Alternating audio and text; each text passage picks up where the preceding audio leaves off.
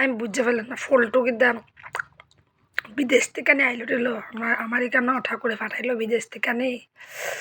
চিন্তা করতেছি যে সময় খাইব 2টা চামচ দিয়ে খায়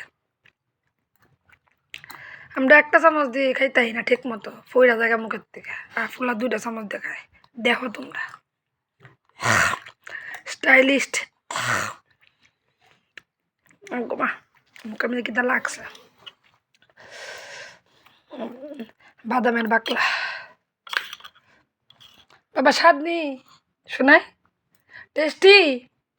বাবা স্বাদ আচ্ছা আচ্ছা খাও তাহলে